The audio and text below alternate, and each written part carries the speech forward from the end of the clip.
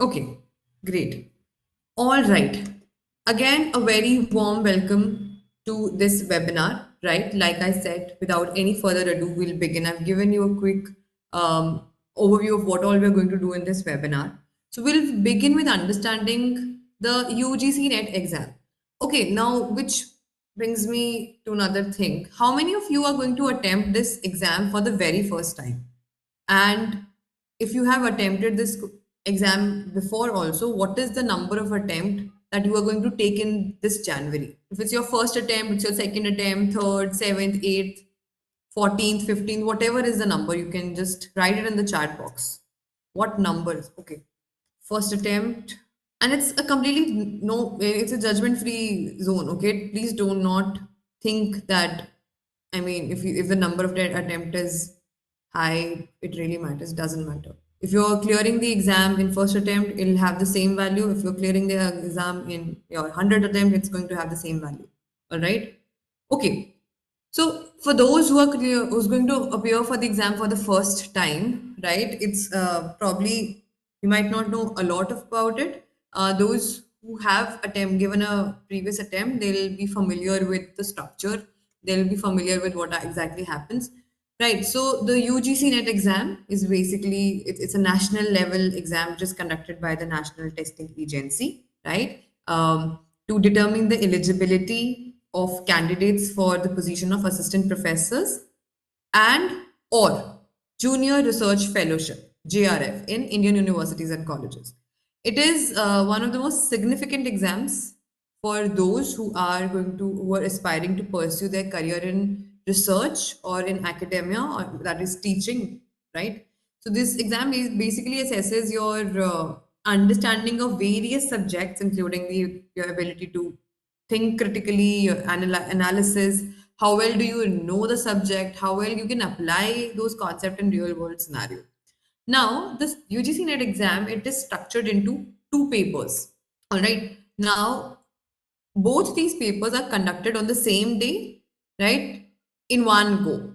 So there is paper one. This paper is it's a general paper and it evaluates the candidate's teaching and research aptitude, right? There are topics which have questions from teaching methods, research aptitude, logical reasoning, comprehension, data interpretation, mathematical reasoning, right? ICT, information and communication technology. Paper 1 consists of 50 MCQs. Each MCQ has 2 marks. That means paper 1 has in total 100 marks. Then there is paper 2. Paper 2, it is subject specific and it tests your knowledge, in-depth knowledge of your chosen subject. Now you can only appear, you can only, the paper 2 is basically going to be the subject in whichever stream you're pursuing your masters. Okay. And this paper for each subject, it is designed to test your knowledge of the key concepts, theories, case studies, all of that. Paper 2 consists of 100 MCQs. Again, each worth of 2 marks, in total 200 marks. So both these paper 1 and paper 2 collectively have 300 marks. Every question is of 2 marks and there is no negative marking, right? Both papers are conducted over a span of 3 hours. Paper 1, I mean, there is no specific limit for each paper, right? It is going to be your call if you want to take, if you want to, do paper 1 in like 1 hour and then you want to give paper 2 2 hours, that's going to be your choice. Every year, UGC NET exam is conducted twice, in June and in December, right? Um, this year, in 2024, we had an exam in June which got cancelled after it was done, it was conducted, and then we had this exam in August, and now we are going to have the December exam basically in the month of January, right? So yes, now for your, yeah, if you want to appear for the exam, your qualification that you require is that you either have to have a master's degree or you have to be pursuing a master's degree. All right. So yes, for your exam, basically, you will be required to have an LLM. Either you are pursuing LLM, right, in your final semester, or if you already have a master's degree, then you can appear for the exam. For UGC NET law particularly, right? The key areas that are focused in the exam are constitutional law, jurisprudence, criminal law, family law, law of contracts, law of torts, international law, environmental law, company law, IPR, right? All these subjects are there. And like I mentioned, these is not just to test your knowledge, but also the practical application of the laws, practical application of the legal principles, and they also expect you to be well versed with both the bare acts and the judgments. Okay. So the good thing here is that you do not have to, I mean, think about the wrong options, or because there's no negative marking. Otherwise, in a lot of competitive exams, there is negative marking. So even if you get any answer wrong, you'll not get a point for that, definitely, but there is a possibility, then definitely you're not going to, you'll be losing marks. But it's still very difficult to qualify the exam because the number of people who appear for the exam are really high, right? And the cutoff usually depends on the difficulty level of the exam, and also it depends upon how many people are appearing for the exam. For the last exam that we had, the cutoff for assistant professor, it was around 188, right? And cutoff for JRF, it was 216 or something. So it's usually high. Out of 300, it's usually high. And easier the exam, more will be the cutoff. Okay. And yes, now let us understand what all do we have to observe in the previous year papers. Like I mentioned in the beginning, we are going to discuss the December 2023 paper, right? Also, we are going to discuss about June 2024 and the August 2024 paper. Okay. Now, let's let's begin. Let's begin with the December 2023 exam. Like I mentioned, every year there are going to be two exams. This year was an exception. The June exam, it got cancelled after it was being conducted, and then we had an exam in August. But again, the June exam was is yet very important to understand the psychology of the paper setter in that case. We'll begin with the December 2023 exam. So, the UGC NET Law 2020, December 2023 exam, it was rated as moderate in difficulty, right? As always, the exam featured from a wide array of subjects. It had both core topics and it also had some obscure areas. This exam, particularly, it emphasized a lot on the chronological questions and the match the following questions, right? And they were recurrent throughout the paper. Overall, the questions required a broad understanding of almost all the subjects, right? It was not just checking your fundamental knowledge about the law, but also more niche and lesser discussed topics were there, right? For I mean, let's understand it by a subject breakdown. For law of torts, they focused more on concepts of malice in law, right? And then there were key case laws like Gloucester Grammar School case, Ashby versus White, Rillets versus Fletcher. Those cases were featured over there, and they were there in either chronological sort of questions or in the match the following sort of questions. And there was additional questions focused on components of libel and false imprisonment. So, for law of torts, right, if you've revised the fundamental concepts and key cases, right, you could very easily answer those questions. But if you know it, if you know the landmark judgments and the chronology, basically it's going to be more useful. So whenever you're preparing, please make sure that not just understanding the judgment and the principle is sufficient, but there are a lot of questions which are either chronology based or match the following based. Match the following basically means they'll tell you the name of the case, and then there will be legal principles, right? So, what legal principle was established under which case law? That is something which you will need to know.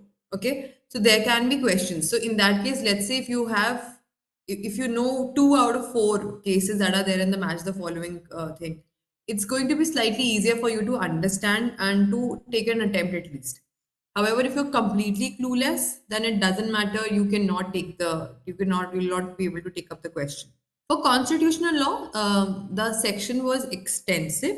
It was covering topics from part 3, right, and part 4, specifically fundamental rights and DPSPs, right, and there were also questions from basic structure doctrine, and then landmark cases like Keshwananda Bharati, Golaknath, Shankari Prasad, Sajjan Singh, right. Again, chronological questions were there.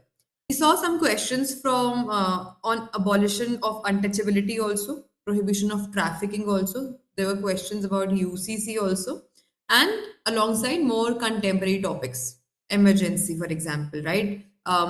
That was also there. That was also there, and a recent case law, Kaushal Kishore case, which was fairly relevant in 2023.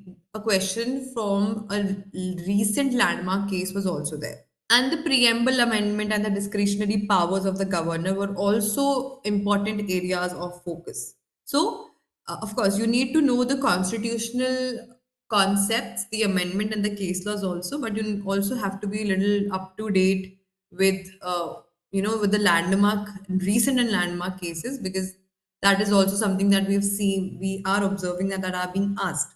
Then we have law of contract. From law of contract, the questions were checking your fundamental knowledge about the concepts like consideration and agency, right? And there were some specific illustration based questions, but those illustrations were from the Indian Contract Act, Bear Act only. So if you've read the Bear Act and if you found that illustration over there, I mean, then you can very easily could have answered it very easily. There were some questions that required you to understand, the provision of dower that is under Muslim law, right? And it was linked with property, and then it was, since marriage is, it's contractual in nature, right? So the question was an application based question where you had to actually analyze the the standing of dower as property under Muslim law, right? So again, slightly twisted question, but if you know the concept of marriage under Muslim law, if you know the concept of dower, and then also if you understand the basics of contract, very easily you could answer that question. For personal laws, there were questions under the Muslim personal law which had topics from bigamy and dower, right? From Hindu Marriage Act, there were some questions, but there were also some questions from Hindu Marriage Act. We had questions regarding spinner relationships, half blood and uterine blood relationships, right? Basically, the distinction among all of these were there, and then there were questions from adoption as well. For criminal law, the questions were largely based on mens rea and various criminal offenses. There were topics like robbery, extortion, criminal breach of trust, death penalty, though those were there, right? And the distinction between common intention, similar intention, that was also tested over there. Questions were related to grave and sudden provocation also, right? Especially when there were questions about private defenses, and under private defense, the topic of grave and sudden provocation was also discussed. So while preparing, just I mean, take a note of this thing, that while you're preparing for IPC now, which is the BNS, right? Be thorough with the exceptions to certain offenses and also the case laws dealing with defenses. So because general exceptions and defenses is one very commonly asked question under UGC NET. So you should be very thorough with it, and not just the concept but also the case laws. And now when I say case laws, then you also have to prepare it chronologically, right? Which case law was pronounced first. So basically the chronology of the cases is something which you also have to prepare. Then you have public interest litigation and public international law. So you had couple of questions which were related to international humanitarian law, and then there were references to foreign cases also, Luther versus Sagor and SS Lotus case. Under international humanitarian law, there were questions related to Nuremberg trials. So whenever you will be reading PIL, you will definitely come across these questions. Whenever you're reading PIL, sorry, that which is international law, right? Not public interest litigation. If you're reading PIL and if you're reading human rights law, international humanitarian law, you will definitely come across these cases. So I mean, it's like inalienable, right? How you read constitutional law, and you will definitely come across the Keshwananda Bharti case. This is exactly the same case here. So even if you have read the basics of international law, you will know, because these cases are just going to be there. Okay, so very basic fundamental knowledge about international cases were asked. Then under environmental law, basically the role of NGD was tested. From company law, there was a the company law section, it tested knowledge on the red herring prospectus, right, and the distinction between shares and debts. And yeah, so if you have conceptual knowledge about prospectus, shares, depth, which is basically, the basic topics that you will have to be preparing, that you will have to prepare for company law, right? MOA, AOA, shares, shareholders, duties of the directors, prospectus. All these things are something which you have to prepare if you are reading company law. Right? So again, some basic understanding of the concept helped very well. From IPR, basically the questions were from Patents Act, right? The non-assignment of rights, patent conventions, what is patentable in India. So more questions were from the Patents Act. Under Cyber Laws and IT Act, the questions were related to Section 11, 14, 15, and 16 of IT Act, which basically covers your various types of cyber crimes and their classifications. So one thing that was very recurrent was that there was a major feature of this exam which required you to arrange events or landmark judgments in a correct chronological order. And also, like I mentioned, the match the following questions. These were very common, and particularly for linking case laws with their provisions or the sections and the definitions that was there. So overall, there was the exam, it emphasized on a broad spectrum of subjects. It started from fundamental rights, and then there were specialized areas like IPR and public international law were also tested.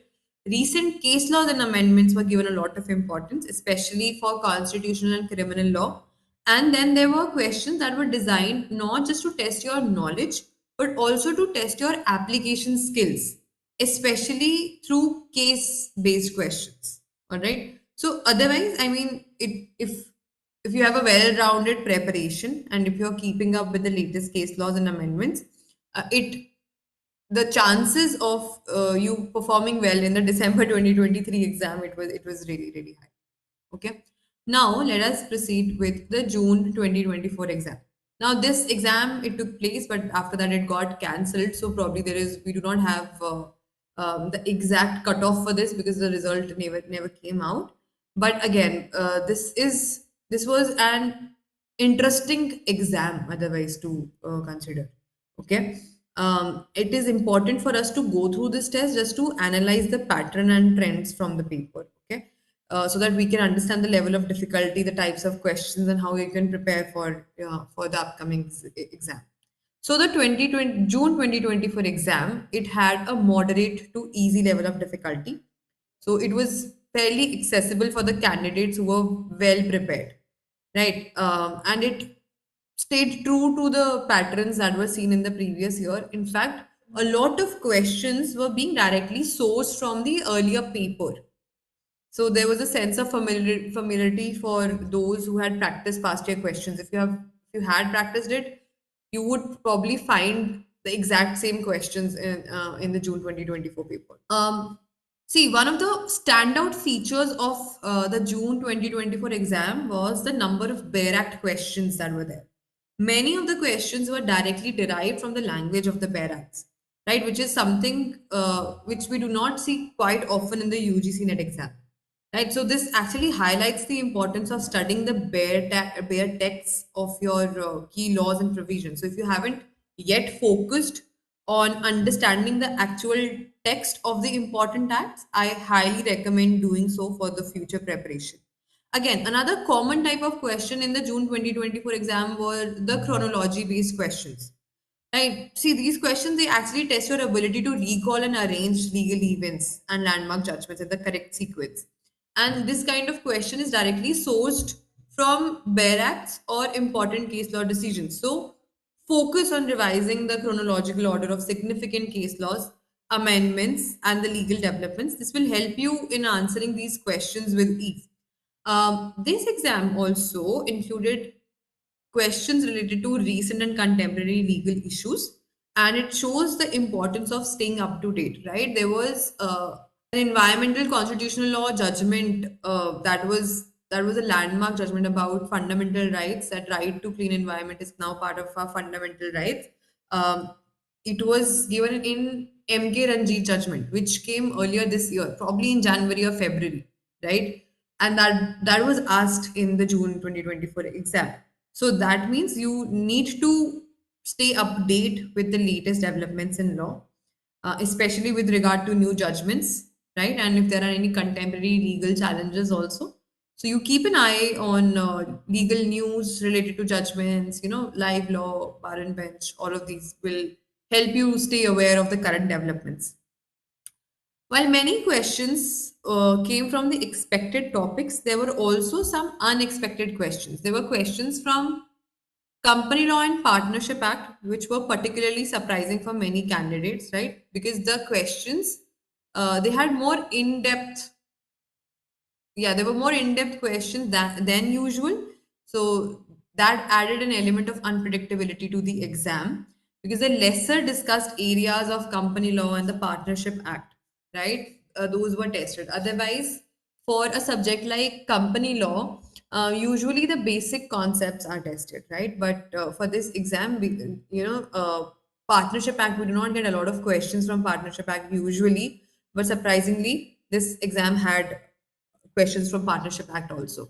Again, for family law, the section was largely drawn from previous year papers, and this made this section easier for those who had thoroughly reviewed the past exam. So if you've been following this pattern, um, it'll be quite manageable for you for the exam, right? So you keep practicing questions from past years, especially related to marriage, divorce, adoption for both Hindu and for Muslim law, right? As these tend to be recurrent topics. For international law, this was a fairly easier section in the exam. The questions were fairly straightforward. They focus on international conventions and the bare provisions. If you have been keeping up with the basics of international law, UN Charter, Geneva Convention, other significant treaties, you would have found this section quite manageable. But yeah, I mean, never ever overcomplicate international law for yourself. Okay, stick to the foundational concepts and the important conventions, and you will be prepared for this section always. For constitutional law had a mix of easy and moderate questions, and most of the questions were based on landmark judgments and recent rulings. And these were relatively straightforward questions, and it did not pose much difficulty if you have good understanding of the Indian Constitution. So, if you revise the landmark cases properly and the constitutional provisions also properly, then you're familiar. If you're familiar with the latest rulings also, right? So it'll be easier for you to take up the questions. But again, like I said, there were judgments which were fairly recent. For a June exam, question being asked about from a February or March judgment, it is slightly unpredictable. But since the judgment was very, very important, it was very remarkable, it was very landmark, considering its significance in the fundamental rights, in the interpretation of fundamental rights, right? So it was us. So you need to, stay a little update with the latest rulings also, especially on constitutional matters, and especially those that have made a significant impact on the interpretation of the constitution. Okay. For your criminal law, this section was a little bit tricky for some candidates, but still manageable for those who have a stronger understanding of the subject. Okay. uh, there were questions were from general topics like mens rea, homicide, defenses, right? They covered the major part of the criminal law. So if you have a strong foundation in the IPC, you would most likely you will find this section manageable, right? However, the questions were easier, but still they were slightly twisted, they were slightly tricky, and the options they kind of they were similar looking in nature. So the chances of you choosing a wrong option was, I mean, it was equal. And then there were comprehension based questions in the exam, and which those comprehension based questions were moderately difficult, and they focused primarily on environmental law and constitutional issues. And these questions, they required not just the knowledge of your law but also your ability to actually comprehend and apply the information in a practical context. So if you are practicing your reading comprehension skills, which is also part of your paper one, right? Then this section might not challenge you a lot, but if you're not preparing for your paper one, right? Then I mean, it's going to be slightly difficult. So work on improving your reading and comprehension skills also. It's going to be useful for your paper one, right? And also, now, I mean, of course, we have had questions of that sort in paper 2 also, right? And especially in relation to environmental law, constitutional law, human rights law, right? As these topics are often featured in the comprehension based questions. Okay. So okay, now that was, so overall it was moderate to easy in difficulty, with a fair mix of questions from core subjects and some unexpected areas like Partnership Act and difficult questions from company law as well. But as long as you've kept up with the previous year papers, bare acts, and current legal developments, you would have been well prepared for the exam. Okay. Now, okay, let us check the August 2024 exam. Okay, now this is the exam which actually is the valid exam now. Okay, so again, this exam also maintained a difficulty level ranging from easy to moderate, and this was in line with the exam held in June 2024. So candidates who had prepared well and followed a consistent study plan would have found this paper very accessible.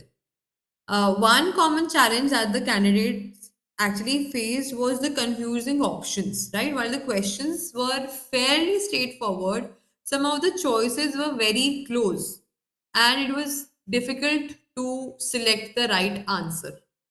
So, this is a reminder that while preparing, you should focus on knowledge, strategic thinking, and of course, careful reading, because they're equally important when you're facing multiple choice questions. Okay. Like I mentioned, the pattern of the question, it remained consistent with the previous year also, right? There, which was basically reassuring for most candidates. The majority of the questions were direct, right? There were one-liner questions based on the bare acts, which allowed you for quicker and more focused attempts. Okay. And this format helped in reducing the time spent on each section, on each question.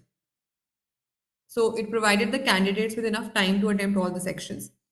Again, a significant portion of the exam, it had chronology based questions. And these questions were related to tribunals and environmental laws. They tested candidates, their understanding of the legal sequences. Okay. So many of you may have encountered question on climate change, right? This was also a question in the 2024 paper, sorry, the June 2024 paper, the climate change, right? So the topic that was already asked in the June 2024 exam was repeated in this exam also. So those who had kept track of the recent patterns, they likely had an advantage in this area. Surprisingly, the constitutional law had fewer questions than expected, and the questions were generally more straightforward than usual. They were primarily based on basic comprehension of constitutional provisions and judgments rather than any lengthy landmark ruling that we often see. So this means that while it was still important to be familiar with the constitutional concepts, the questions were not as in depth as we have seen in the past exam.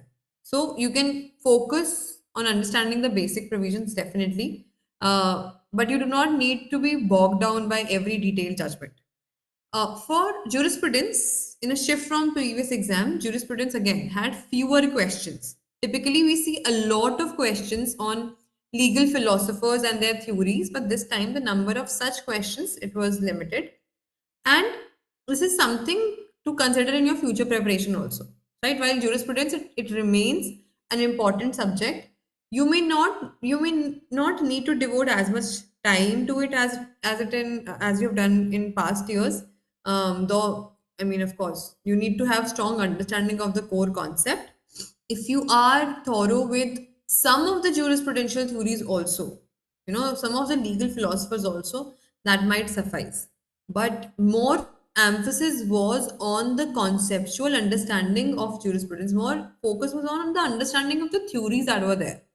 So, solid understanding of the core concept will be more useful for jurisprudence. For criminal law, for criminal law and consumer law both, right? The sections were relatively easy, right? The questions were directly derived from the bare acts. And both these sections were predictable, and the candidates who understands the basic, the essential sections of IPC at least, also, I mean, they could very easily take up those questions. Very easily could have attempted this section. Consumer law also, straightforward questions from Consumer Protection Act. Even if you have not read Consumer Protection Act, you can take a wild guess, and the questions were fairly straight and were fairly easy. One of the challenging areas of the paper was environmental law, right? A significant portion of this section it had chronology based questions, and it focused on international convention and climate change laws. So usually we have a track of chronology of judgments under criminal law or constitutional law, but we might not have a track of environmental law. So that was slightly difficult, and these questions did did add an element of difficulty due to the need of detailed chronological knowledge. So only if if you have thoroughly studied the key environmental conventions and their dates, all right, only then you could have answered these questions. So, I mean, whenever you will be preparing environmental law, also, I mean, that was also there because we had a judgment regarding environmental change affecting giving the interpretation of the fundamental rights. So, all the questions which were, all the topics that were surrounding that judgment automatically became more important, and that's why we had questions of difficult nature from environmental law as well. And yes, so I mean, it is suggested that whenever you will be preparing for the environmental law, you can focus on understanding some key environmental convention, international conventions on environment also, Paris Agreement or Kyoto Protocol, right? And their key provisions. So that you can have a slight idea about it, and you can take a shot at least. The company law section in this exam, it featured some unexpected question that many found surprising, and the questions were from the Companies Act only, but were not as predictable as other sections. However, I mean, this added a element of unpredictability to the paper as well, and the candidates who had not anticipated this, they struggled with these questions. So, company law in the past two exams that we have seen, company law have had some sort of unpredictability. So, if you want to have a balanced understanding of company law, focus not just on the basics but also on recent amendments, right? So uh, there was a judgment from SEBI regarding SEBI guidelines, right? So that was a highlight of the year in a way, and the questions which were surrounding those company law provisions which were surrounding that judgment were somehow indirectly asked. So, which means that if you are aware of the recent trends in the legal framework that is there, it is possible that you will be in a position to answer the questions a little better, right? The highlight of this exam was that it had a very balanced coverage across subjects. The exam, it was well distributed with questions from almost all the units, which ensure that candidates who had prepared comprehensively were able to perform well across the sections. So this distribution, it also meant that no single section was overwhelmingly difficult. And the candidates who had followed a holistic preparation strategy were in a good position to succeed in the exam. So to tackle such balanced paper, you need to ensure that you have your preparation cover all major subjects and you give adequate time to each area, right? And please be ready for some sort of unexpected topics that might pop up, because that might happen, right? Not everything, the syllabus is so vast, not everything that you want to cover you will be able to cover. So to sum up, the UGC NET 2024 exam was an easy to moderate, right? It stayed consistent with the previous year paper in terms of pattern and difficulty. Main challenges were the confusing answer options and some unexpected questions from environmental law, company law. And if you're preparing with a comprehensive study plan and you're focusing on bare rights, chronology, current legal issues, match the following sort of questions. It's going to be easier for you to attempt these topics. All right. Now, after the analysis, the question that might pop up in our head is like, what can be the most important topics that we have to focus on during the last month of preparation, right? For constitutional law, you need to focus on fundamental rights, definitely, DPSPs, basic structure doctrine, all the judgments that are related to basic structure doctrine. You should have a slight idea about it. And also the dates, right? And the principles that were laid down. Okay. Emergency provisions, the type of emergency, their impact on fundamental rights, judicial review, judicial activism. There is a huge possibility of case laws on the scope of judicial review, right? So you need to be prepared with that as well. Union and state relation. Okay, how is there distribution of powers? Special provisions, Article 370, 371. Okay, amendment procedure, major amendments and cases associated with it. The amendment judgments are very important. So make sure that you are thorough with that also. And definitely, if there are any recent developments in the field, all right, if there are any recent case laws and if there is any new judicial interpretation to any constitutional provision, which, mind you, have been a lot this year, okay? And so there is always a possibility of questions being asked from such topics also. Then for jurisprudence, sources of law, no matter what, sources of law or the laws, the schools of law are something that you always have to prepare. And not just that, but also, you need to know the theories that are given by several legal philosophers also. Right? Rights and duties, very important. Legal personality, very important. Ownership, possession, very important. Right? The topic of justice and equality, some theories by Rawls, Dworkin, other legal philosophers also. Something which you cannot skip in any case. Right? Then law of torts. So you need to prepare. See, law of torts is fairly easier to prepare because somehow or the other we sort of understand the concept. What is slightly tricky under law of torts are the case laws that are there, right? Because there are so many case laws, it's practically impossible for you to memorize each one of them.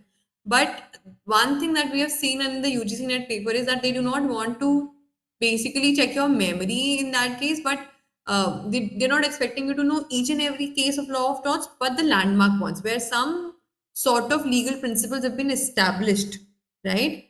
And when they're expecting you to know that, not just the legal principle they're expecting, but then also you have to, you have to be thorough enough. You need to know the year of pronouncement as well, right? So all sort of torts basically, negligence, vicarious liability, nuisance, strict liability, absolute liability, defamation, trespass, right? All of this is important.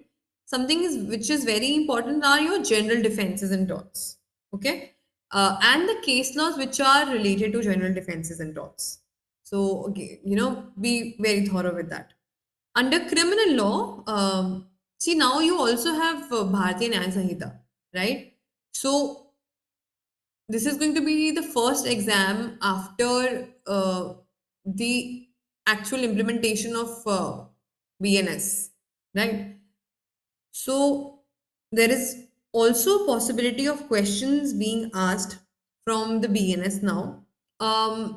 See, there'll be definitely questions from the IPC, okay? And the most important topics usually it remains the same: mens rea, actus reus, the general defenses, offenses against the state, offenses against human body, offenses against property. One more thing that you should be focusing on are basically the comparison of IPC with BNS, right? What new provisions have been added, what provisions have been deleted, okay? And what is basically a comparison now? What is the new section number maybe? What is the enhanced punishment maybe? That sort of questions can be there.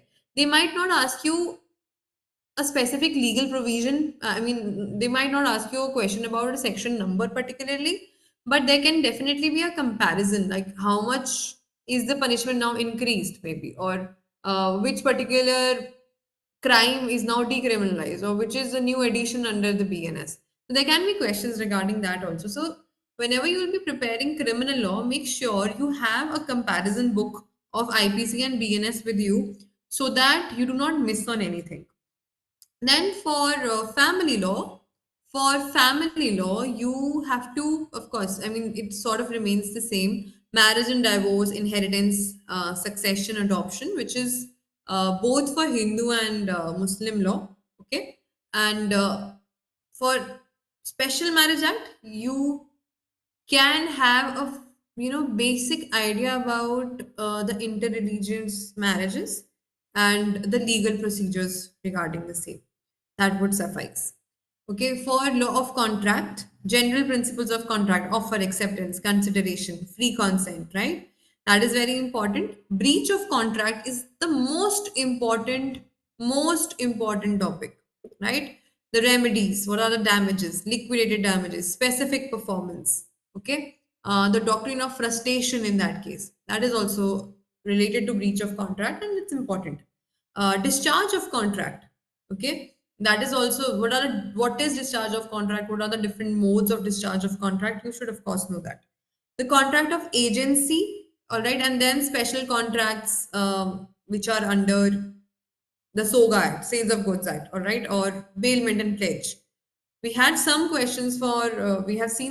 questions from the Partnership Act also. We usually do not see a lot of questions from such minor acts under commercial law. But if you have like a little bit idea about the laws also, if just a quick understanding or a quick reading of basic purpose of these legislations will put you in a good situation to at least attempt the question. You will be in a position to at least take a like an honest guess. Okay. Then um, okay, environmental law. Okay. Now for environmental law, see, environmental law will start from the constitution first, right? Article 48A, Article 51A, other DPSPs that we have, or the fundamental duties that we have.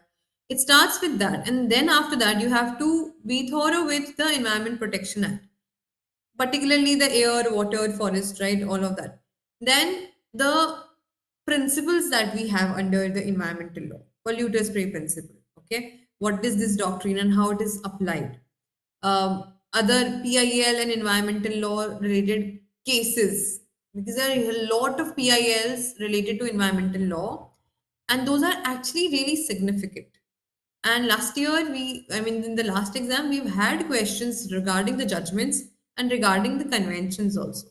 So, which again brings me to another very valid point, that you also have to be not thorough, but you need to have a little bit idea about the international environmental law as well, right? So, you need to know what all declarations or what all conventions are there, And whenever you are reading those conventions or those treaties or those agreements, you do not have to, I mean, you do not have to read it in entirety. If even if you just know what were the highlights, that would suffice, along with the years. Okay, Rio Declaration, Kyoto Protocol, Paris Agreements, all these international conventions and international declarations, they've discussed environmental law at international level, and it is important for you to know at least in the chronological order, because there can be questions like that.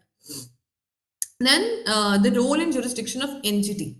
Okay, so do not make environmental law and international law both very complex for you. Okay, stick to the basics, but be thorough with the basics. Okay, now what all are the topics that we have? Okay, international law.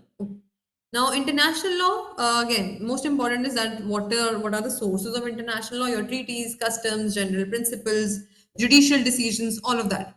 The concept of state sovereignty and international relations, IHL, International Humanitarian Law, where you have to discuss laws of war, Geneva Conventions, Nuremberg trials. Okay, you should have an idea about that. What are international institutions that we have? UN, WTO, International Court of Justice. All right, all of that. Human rights will also be, whenever you will be discussing international law, discuss human rights at international level in this under the same ambit, right? Where you can discuss about UDHR, or you can just read about UDHR or other international human rights conventions that are there. For intellectual property rights, see, there is not variety of questions that we see under IPR. Okay, the questions are usually about the basics. And it is a general trend of IPR in all the exams that you will come across. Had it, if it has to be, an LLM entrance exam, or maybe the All India Bar exam or the UGC exam, they're not asking you any technical questions from IPR, but they'll want you to know at least the basics. How to obtain a patent, maybe what is the validity of a patent, for how many years a patent is valid, and same is for trademark and copyright also. So just be thorough with the basics of IPR. Okay, what are the requirements? What can be the infringement? Any exceptions are there, right? How a copyright is assigned, any moral rights or protection, right? Registration of a trademark, infringement of a trademark. What can be the remedies for the same? What are trade secrets? How do you protect trade secrets? Okay, all these are like basic things which, I mean, under our college syllabus also, you only get to touch upon the basics of IPR. If you have to actually understand it at an advanced level, for that you have to basically pursue a master's, right? So the basic understanding of IPR would suffice.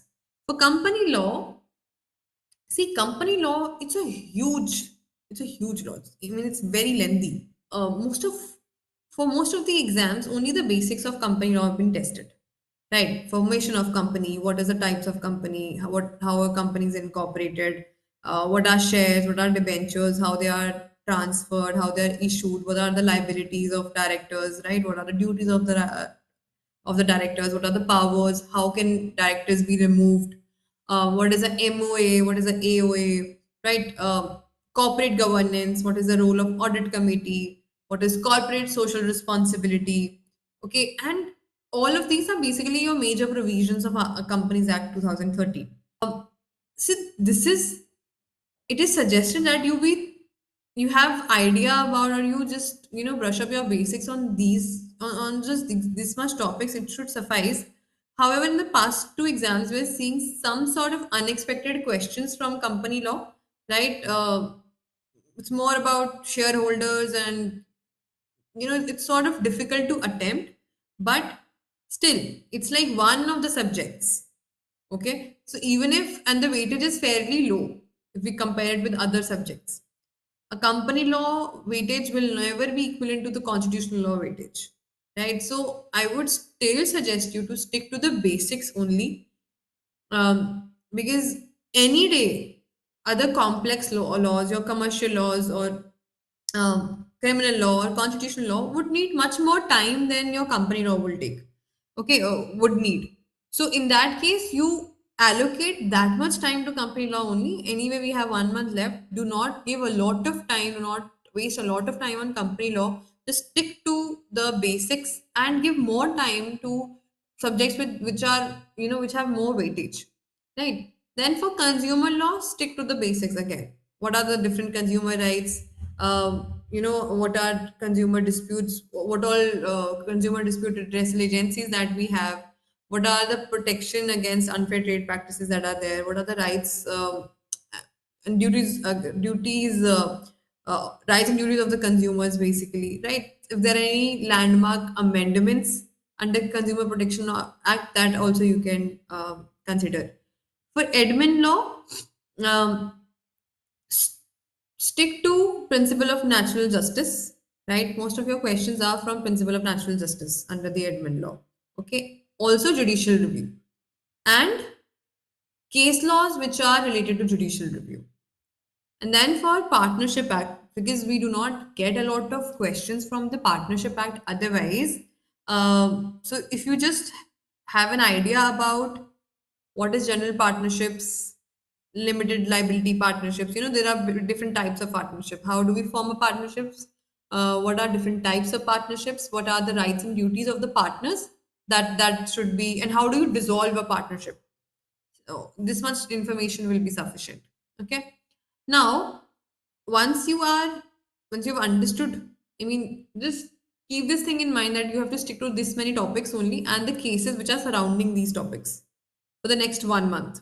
Because otherwise, if you will start reading from scratch now, it's slightly little too late. When you know that these many topics you have, the next thing that we have to consider is like how do we actually approach, right? How do we effectively prepare for the exam in 1 month? How do we actually strategically plan to cover all the important topics and improve our exam performance? The first thing that you have to do is you have to create a study schedule. Divide the 1 month into weekly chunks, right? Give week 1 to 3 focus on the theoretical concepts and important sections from the syllabus, from the topics that we've just discussed. Week 4 should be to revise and solve mock test, and you should focus on the previous year papers also. Right, so you have divided your 1 month into 4 weeks, and now you have to make a daily study plan. And see, I'm not someone who suggests that you should be reading 6 hours, 8 hours, 12 hours, 15 hours. I mean, totally depends on each one of you. But no matter how much time you give, one, it has to be sufficient, right? Second, it has to be productive, actually productive time. Just sitting there with your iPads or with your books on, thinking that the information might just automatically get transferred into your mind, that will not work. You have to actually get involved, and you actually have to study. Now, it might take you 2 hours of time to cover those many subjects, or it might take you 8 hours of time. That totally depends on you. But here, the length, it does not matter. It's the quality of preparation that actually matters. So, you can give 2 hours in a day to revise bare acts and legal provisions. Okay. Then you can give 2 hours to 1 or 2 hours to go through the case laws or recent judgments and important topics. Okay. And then you can give 1 to 2 hours every day to practice multiple choice questions, which are based on the topics that you have studied. And that you can do every day for the next 1 month. For week 1, you can focus on the core subjects. Okay. You can study constitutional law, right? You study the topics that we have just discussed: fundamental rights, PPSPs, basic structure doctrine, emergency, landmark judgments, right? Then core subjects. Week 1 should have constitutional law, torts, criminal law, family law, and international law, where you discuss, where you basically understand and study all the core topics that we have discussed. Week 2 is to build on the special topics: law of contracts, company law, jurisprudence, IPR, environmental law, consumer protection, admin law, right? Week 2 should be given to that. Then week 3 should be to consolidate your knowledge. So you focus on revision of your weak areas and the concept that need more understanding. Focus on understanding case laws, right, for practical application. And see, even in your week 1 and week 2, make digestible notes, right, on important legal concepts so that you can quickly refer, which you can quickly refer during this week and the next week. And in your week 4, you take complete full length mock tests. At least at least 4 mock tests, 4 or 5. Right? You revise previous year question papers. Focus on questions from all the sections to identify the recurring topics and to improve your speed. You focus on MCQs from all areas and practice so that you can practice the chronology based questions and the legal reasoning questions. And you will also be in a position to analyze your mistakes from mocks and the PYPs that you are going to take.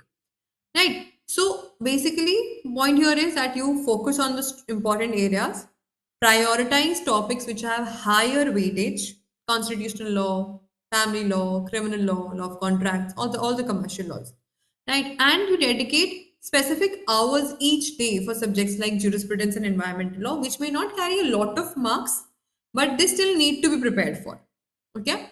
Then you make a very strong revision plan. See, whatever I suggested to you, the 4 week plan, it is only suggestive in nature. It totally depends on you. Why? Because everyone has a different sort of different way of preparing for things. I am someone who cannot sit at one place for more than maybe 30 minutes or maybe more than 1 hour. Right? So it gets very difficult for me to devote 8 hours in a day continuously. So I have, if whenever I have to prepare for something, I have divided time. And I feel that I am most productive when I wake up in the morning. My mind, no matter at what time I wake up, okay. Sometimes I wake up at 4 in the morning. Sometimes I'm waking up at 9 or 10 in the morning also. But whenever I wake up, the first 2 hours of my day after I have started my day are like the most productive ones, or my mind is like the most functional during that time. So I tend to give 2 hours of my day immediately after I wake up, and then I do whatever I want to do in my day.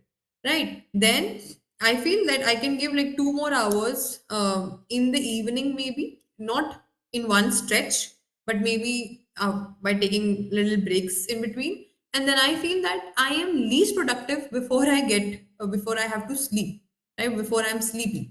So I take practice tests. I might take practice tests, or I might solve MCQs during that time. Why? Because at that time I'm not actually trying to gain or grasp a new concept in my head. All that I want to do is I just want to test my knowledge. Okay, so there is a possibility that I might take all questions right, and then there's also a possibility that due to lack of concentration I might not take some questions right, or I might make some mistakes. So I will be in a position to analyze my mistakes also. Why? Because I'm not focusing on learning something new. I'm just testing my existing knowledge at that time. So, see, whatever is a good revision plan as per you, okay? Make a strong revision plan.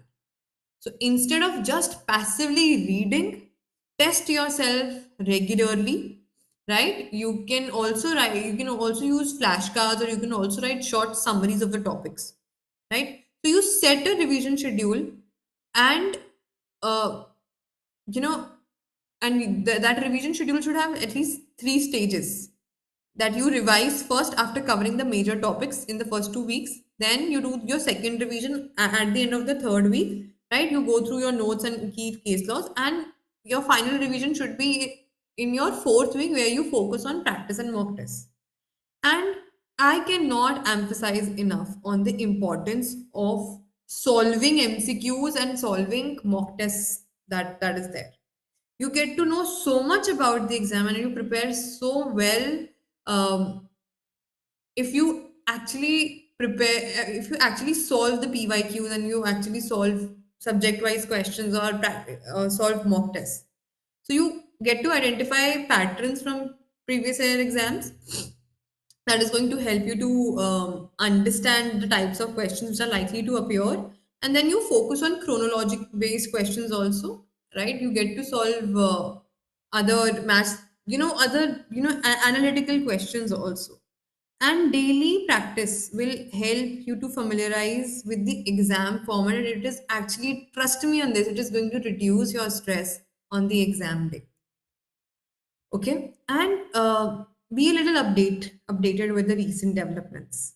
I mean, it's just 1 month left. I cannot say that you should follow the recent legal news and the judgments and the amendments, but very easily you can find a, a compendium or a compilation of all the legal developments that have happened in the past 6 months, right? And if you cannot find it, then you probably have to navigate through the newspapers or the news articles that you'll find on the internet. Otherwise, the best thing that I also suggest this to my CLAT PG students, that if you have to prepare for the recent legal developments, one thing that you can do is you can just go to the Supreme Court's website. They have a different section of landmark cases, case summaries of landmark cases, where they have summarized the cases that they have pronounced in past 6 months, 8 months. And I mean, if the Supreme Court itself is saying that this is a landmark case, right? You do not need a certificate from anyone else in that case. Okay, so you can go to the Supreme Court website, and then you can just check what all important cases are there, right? And you can take a note of that, and you can basically check if there is any sort of new interpretation of the Constitution is being given, or if there is anything new related to the if anything's established by the Supreme Court regarding the new criminal laws, because we have such judgments, right? So there is a possibility of questions being asked. So that is like one it's a go-to thing for you, right? And you can find it on the internet very easily, free of cost. You do not need anyone's help in that case. So of course, you cannot go back and reread all the newspapers from the past 6 months, but that is something that going to the Supreme Court website to find the recent case laws is something which you can definitely do, right? And like I said, I cannot emphasize enough on how important it is for you to take the mock tests, right? Because the mock test will actually going to teach you about time management and speed. You have 180 minutes to complete 200 questions, right? Out of which paper one has 50 questions. Paper one is it's fairly time consuming. You have questions from maths, you have questions from data interpretation, you have questions from logical reasoning. It will take you time to answer those questions. So you need to learn how to manage time. You can only do that if you take mock tests, if you solve questions, right? It'll help you in improving your speed. It's going to help you in managing your time, right? And so work on improving accuracy by practicing questions you have previously found difficult, and ensure a clear understanding of concepts and their applications, especially in the areas of constitutional law and criminal law. And clarify your doubts immediately with the online resources or your peers if it is required. And after each mock test that you take, spend some time in analyzing the mistakes to identify the weak areas, and you actually revise them and you try to improve your strategy. And you review your incorrect answers and you understand why the correct answer was chosen, right? Especially in the difficult multiple choice questions, because lately the questions that we have been seeing, the answers, the options are so similar to each other, it's going to be slightly difficult for you to make the right choice. So you have to review each and every answer that you are making in that case, right? And you understand how, on what basis, on what grounds you have chosen an answer and how it is different from the actual correct answer. Okay, and you stay consistent. Consistent. Avoid any last minute cramming. It can lead to a lot of confusion, a lot of stress. Like I said, make a schedule, make a study plan, make a revision plan, and stick to it, and stay consistent.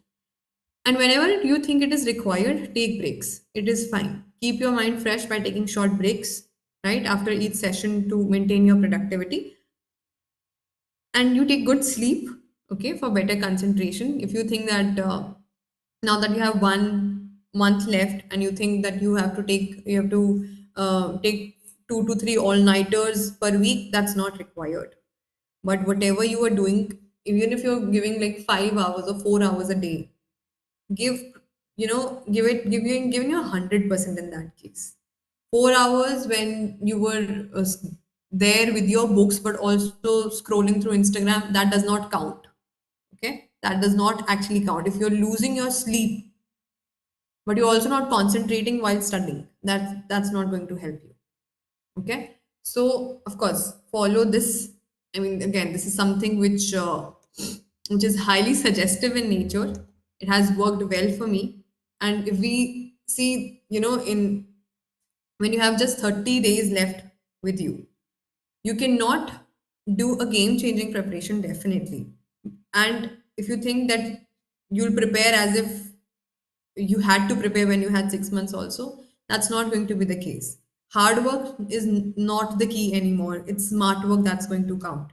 And smart work here means that you only study the topics that are important. Not every topic is important. Not everything written in the constitution will be tested, right? There are some topics, there are specific topics. But whenever you're preparing those topics, you have to be thorough with each and everything that topic is discussing, right? Not just the concept, but also the case laws. If there are any amendments, if there is any jurisprudential theory linked to it, everything. If there is any other judgment which is linked to this judgment, has to be prepared.